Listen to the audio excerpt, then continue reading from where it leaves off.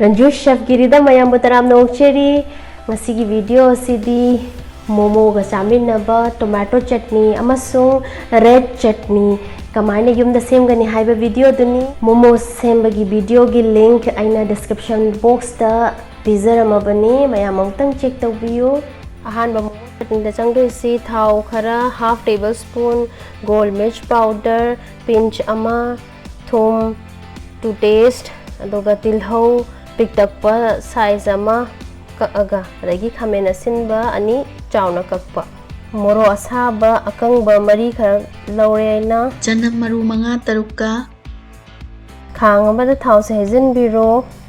aduga khamen asinba tilhau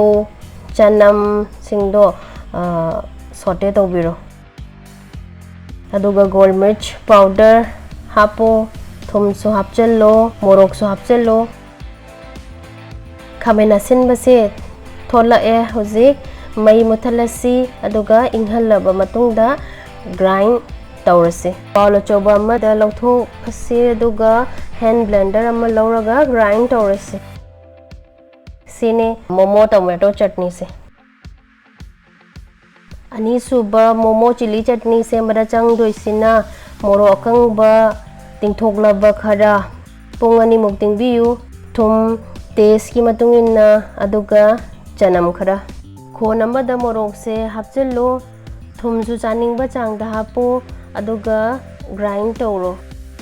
chanam se hapaga amuk suro chini ready oire simple chili chutney sina type anigi momo chutney duni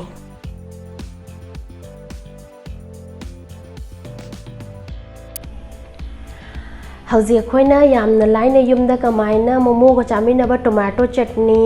amasung red chutney se semgani habdu yimina khre video sibu mayamna pambirabadi like button nambiramo share su tawbiyo aduga subscribe tawbiduna mayamna support su tawbiyo atopa recipe amagan loinana mathangda muk lakjarage ha khurumjari